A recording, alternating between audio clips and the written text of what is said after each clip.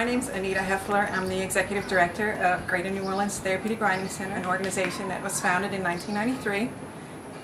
And we provide horse-assist activities for children and adults with disabilities. My name's Bill Downey, and this is my daughter Rebecca. Hi. We're St. Charles Parish residents, and Rebecca's been riding for just about 10 years now.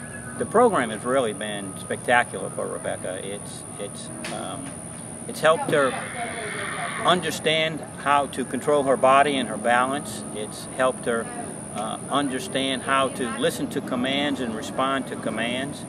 And in the past, it's been difficult for her to maintain her concentration, and this has helped her maintain her concentration. And she just loves doing it. Right, Rebecca? Yep, I know doing it. Many of our riders have autism, cerebral palsy, Down syndrome, mental retardation, spina bifida, head injuries, spinal cord injuries. Just about any kind of disability can benefit from therapeutic horseback riding. There aren't that many options for these parents or for these kids to do things that regular kids get to do. They don't get to play soccer, they don't get to play basketball. This is the one thing that they do that they don't really feel like it's therapy, even though it's very therapeutic. Thank you. Big time, thank you. Big time.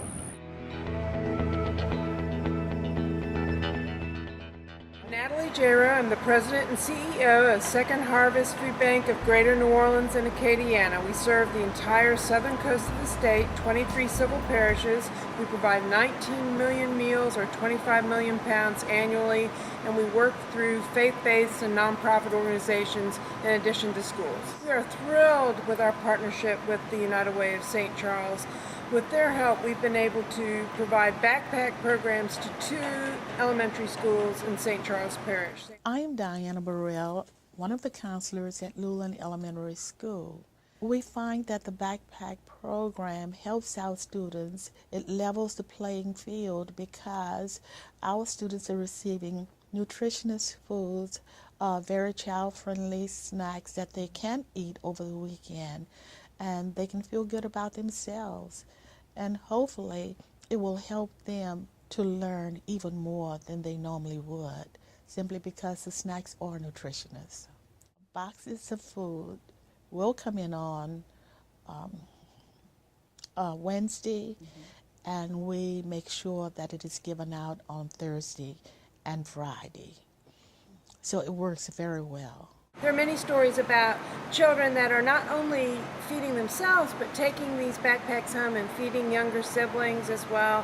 There are stories from principals about how much better prepared these children are coming to school, more able to learn as a result of having this nutritious food over the weekend. There are stories of children that talk about how their mothers often go without meals in order to provide them meals. So by having this backpack, they're able to provide themselves meals, and that makes the whole family eat better.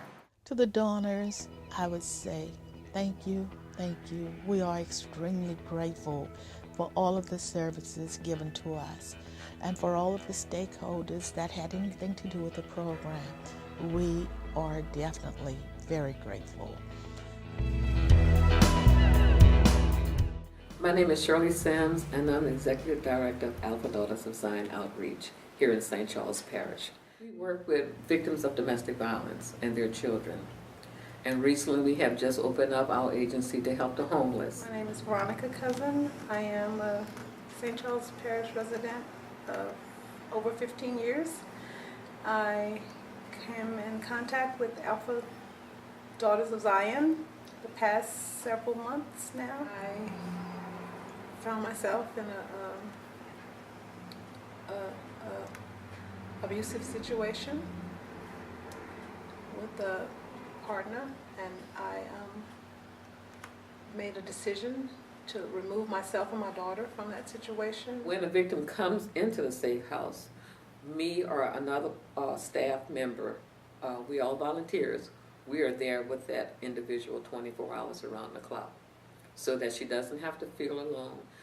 If she wakes up in the middle of the night and crying, we're there to comfort her, to let her know that she's okay. Ms. Sims and Ms. Williams were very swift to help myself and my daughter, and it's just a blessing, you know.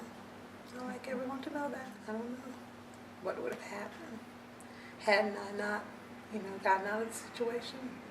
If we were to be able to get more funding, we would look for, first of all, a bigger house. Because right now we only have 2 bedrooms, and by health code we can only put 6 victims in there.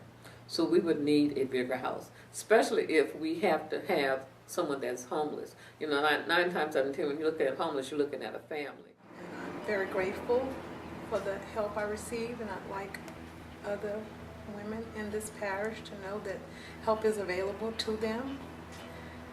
And I'm very grateful to the United Way also. Hi, I'm Brian Island. I work at Dow Chemical as a production leader at St. Charles Operations. I am this year's United Way of St. Charles Parish campaign chair. Last year I was the employee chair for St. Charles Operations within Dow. In that role I encountered folks that had some questions about the United Way of St. Charles Parish and how things are done there. And this year I'd like to sit with John Diaz, Executive Director of the United Way, and ask him a few questions about how things are done so that we can clear up some of those questions. Sounds good. John, one of the first questions that a lot of people have is about the administrative cost within the United Way. Can you help answer some of those questions about the administrative costs? Yeah, I don't blame donors. I'm a donor myself, and I think that's a valid question. Folks want to know, very simply, how much of my money is getting into the community and helping. If we talk about it on a percentage basis, if we get real specific, our administrative costs are about 8.9%. Now we say 9% just to round those figures. So what does that mean? It means 91% of a dollar that you donate goes right back into serving St. Charles Parish. That's our service focus. That's actually very good. So I'm a donor as well. With that kind of money going out to these agencies, I'd like to know a little bit more about how you select the agencies. Can you tell us a little bit about that, John? You bet. Yeah, it's an excellent question, and it's one of the mechanics of that process is something that I was particularly interested in when I started with United Way a few years ago. It's a very detailed and comprehensive process. We tried to include a flow chart which explains that in our campaign brochure, so if you have one of those, you can get a look at it. And we post all the information on those agencies on our website. So the abbreviated version is once a year, agencies apply for funding. It's about a 3-month process that involves our volunteers reviewing them. We have a local bank that provides fiscal analysis to their financials and makes comments. We meet with the agency. And lastly, when we award funding to an agency, they don't get all their funding at once. It's spread out over the course of the year, and we actually ask them for progress reports. Our goal is to protect donor dollars, like we've talked about. You're a donor, I'm a donor, I know the folks out there are donors, and our job is to protect their intentions and their wishes and make sure those dollars are used effectively to help residents in our community. Very good. So let me ask you, if you had one thing to communicate to a donor out there, I mean, you're a volunteer, you don't work for United Way, you're away from your job right now, you're spending your time, what one thing would you like to tell them or ask them? I think it's very simple. I would ask you to contribute. At the end of the day, any small amount can help. A lot of folks choose to look the other way and say, I don't need to help at this point. Somebody else's job to go do that. Somebody needs to do something. Somebody needs to do that. And somebody can be you. Again, any amount can help. Please donate.